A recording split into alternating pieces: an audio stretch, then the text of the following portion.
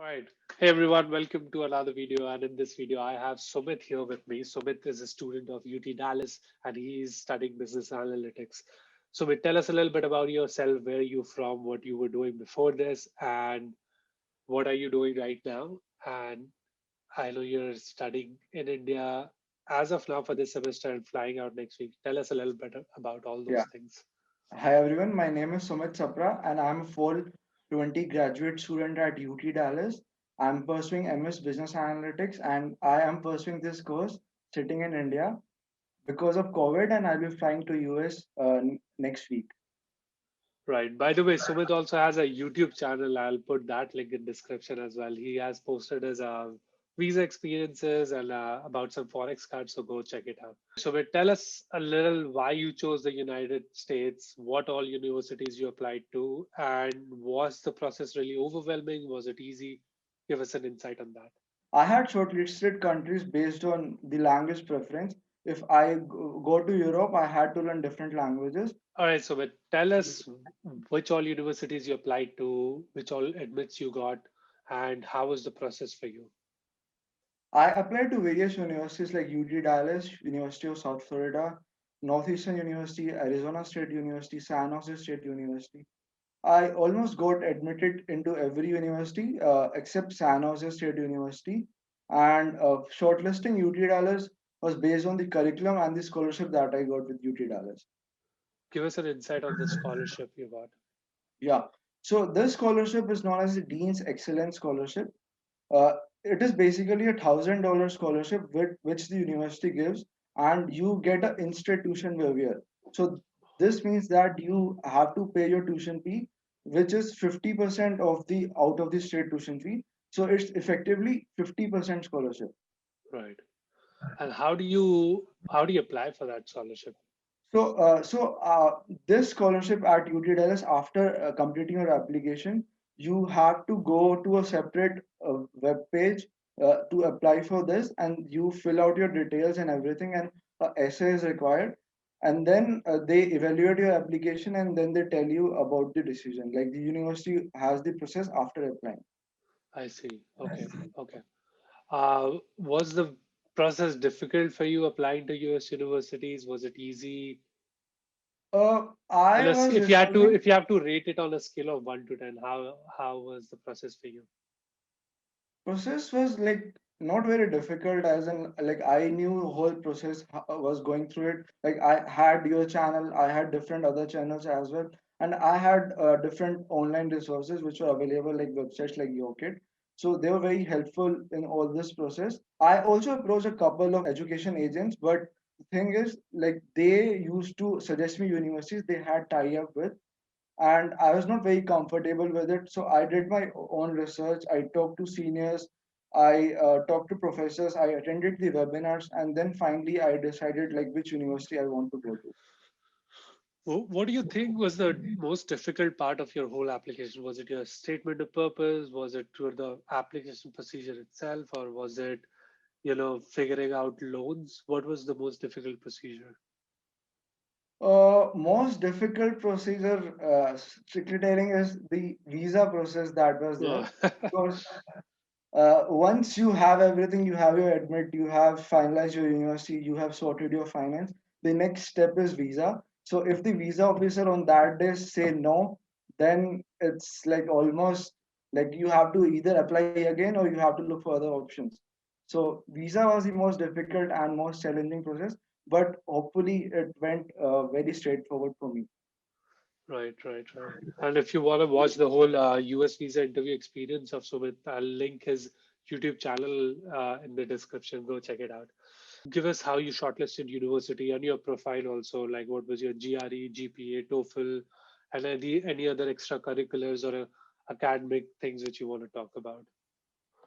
I had a GRE score of 313 with 166 in quants, and my I didn't give TOEFL, I gave IELTS, and my IELTS bands was 7.0. Undergraduate GPA was 6.4, and I think that's all. And yeah, I also had a work experience of 1.5 years and had a couple of internships as well, in which one internship was in Taiwan as a summer research internship at National Ilan University.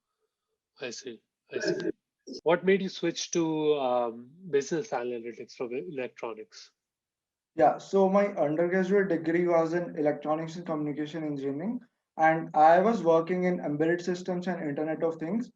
So I started my work in this field only. Like I was working as an embedded software engineer in a startup in Bangalore. But while working in this field, I realized that this is not the thing that I want to do, and I was very interested in the machine learning and data science. So I was looking for programs that where I can learn machine learning, and I'm not from a CS or data science background. So the Uh, programs were information systems or business analytics.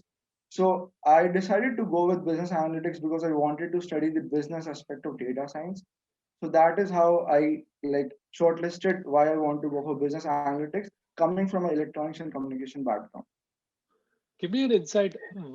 So, is business analytics like? Do you have to have a technical degree as your background, or can do you like as a non-technical background person? Can they do business analytics as well?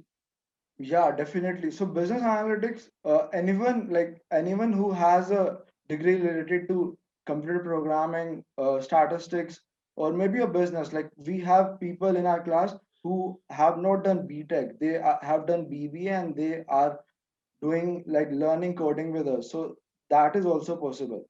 Right. And like it's various set of people. Like we have people who are from human resource background doing this business analytics course, and they have planned to move to HR, like HR analytics. That is a whole domain in itself. Oh, interesting. Right. Um, we talked a little bit about your academic background. What projects you did during your undergrad? I know we'll talk about your experience as well, but what projects you did during your undergrad which you think were really beneficial for your application? So projects, like there were a couple of projects which were related to machine learning, which I did in my final year. One of the project that was related to machine learning, it was like predicting which appliances are on inside an house, analyzing an electric signal. So that was related to like applying machine learning and electronics as well. Also, we tried to do a project in which we had a motive of analyzing the electricity signal, and we were to predict when the power cut will happen. So this was a research kind of project, but it didn't go through well. But yeah, this was the base for me for going to this program of machine learning, Oh, or like you can say business analytics or data science. right. If you had to give advice to students on whether to do an internship and then go on, just go directly after your bachelor's for your master's, uh, what advice do you have to give them? Should they take experience? Should they not take experience? I mean, students have like doing undergraduate studies in India have 4 years, and they have summers in which they can do internships and gain some experience, like explore various fields they are interested in, and then go through. And if you're coming to US and taking work experience, it may or may not be beneficial. As in, like in US, you have like the HR people who are there. They look for you US work experience, and if you're doing your work experience, surely you're gaining some skills and everything, but you will be starting, mostly you will be starting from an entry level position. So it's good if you can do some internship, gain some experience, and validate that you are made for that field only, and then you go for MS. Otherwise, if you're coming directly, it's good as well, because I have a lot of friends who came directly from the BTech to MS, and they were placed in FANG companies like Amazon. Oh, right, right, right. Yeah, I agree to that. It's like sometimes it's work experience is great, and I think it'll give you an advantage, but it'll still puts you at the same position at as other people. They might have to work hard, but they end up getting the same kind of paycheck. So how does it matter?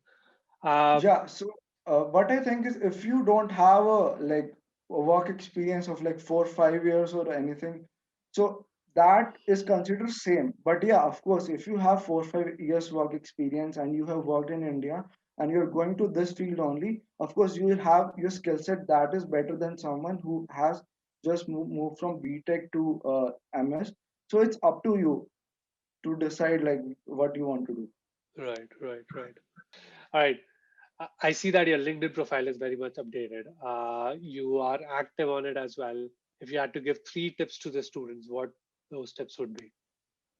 So yeah, my LinkedIn profile talking about it, it's just basically due to we had a course at UT Dallas, which is professional development, and in that course we had an assignment to prepare the LinkedIn profile, and that is the result of that. Like our professor told us to do everything. Like he had a format and he gave us, and I prepared my profile according to that. And talking about the tips that I want to give is like I want to tell the students to do something out of the class that will add value to your profile. So this can be certificates, projects, online courses, or anything that you feel like. And other thing that is LinkedIn networking and building your digital brand. Like you can connect to people on LinkedIn sitting in India and connect with your college seniors as well. Create your digital brand. Like you can have something like a blog where you post about the things that you learn in your university, about your projects and everything, a GitHub profile, or even a YouTube channel where you can make some informational videos and it can create an impact to other people who are watching these. And for my third point is like when you go for MS, don't stick to the conventional programs that are there. For example, computer science, electronics engineering, everyone knows about these programs. There are other options as well, like data science, business analytics, product management, construction management. So look for the other programs which may be helpful for you. In the long Yeah, term. And I think it's also that people go for conventional programs, right, like computer science or electronics. I think there's a lot of unconventional program which yeah, there's a lot of potential to be tapped in right there. definitely. How's your experience being studying online? I know you have finished this semester online completely, and now you're flying to the US next week. Yeah. How's the experience been? Is the professors really helpful? How is the university handling this change as well? So we had our classes at different times, because it difference in time zones. We had an option to watch the recording of the classes, and we had an option to attend the live classes as well. So my classes were scheduled at a very different time. It was like 5:30 in the morning. So Right. for the first starting of weeks, like 3 4 weeks, I attended the live classes, but we had an option so that we can attend the classes in asynchronous mode also. So for the rest of the semester, because it was getting very overwhelming with the assignments and everything, so I attended the classes in asynchronous mode, watching videos and completing the assignments. And professors were very supportive, as in they helped us with everything. They were very considerate about the exam timetable and everything. And they opened the exam for like 24 hours, and it was monitored through a software known as Honor Log. I see. Um, how's your experience with being with interacting with other students? How very difficult, easy? How do you guys interact with each other? So interaction was basically we had group projects in every subject, and I was partnered with different people who are, of course, some were outside India as well. And so interaction was basically on Microsoft Teams as a platform. We used to like have long calls and do screen share and do our projects, make our reports and everything. Right. So interaction is basically based on that. And I was not able to interact to other students because because of the constraint that we are having online classes. So interaction was very limited, I'll say that. Yeah. Okay. W- what should be the students learning for getting into a program like business analytics, and so that it puts them ahead of the curve? I'll suggest students who are planning to go for business analytics program to have some experience with a programming language, uh, preferably Python, or maybe if you can learn R, that is good, and have a strong quants background. Of course, if you are giving GRE and you are going through it, you will have a strong background. Right. Right. Right. But what kind of like languages they have to learn, or what do you think in that terms? So for data science and business analytics, the programming language that are used are Python and R. So if you can like learn basics of any one of this language, it should be good for you because it will help you connect the dots when you start your courses in your university. Right, right, right, right, right. What is the difference in terms of teaching you have felt in India and the US? So there's a lot of difference with teaching as well as the professor and how the courses are there. So first I'll talk about the courses. So it is like in India, you don't have a continuous evaluation. In US, it's like every week you have something. You have a classwork to submit. You have an assignment to submit. You have a project to submit.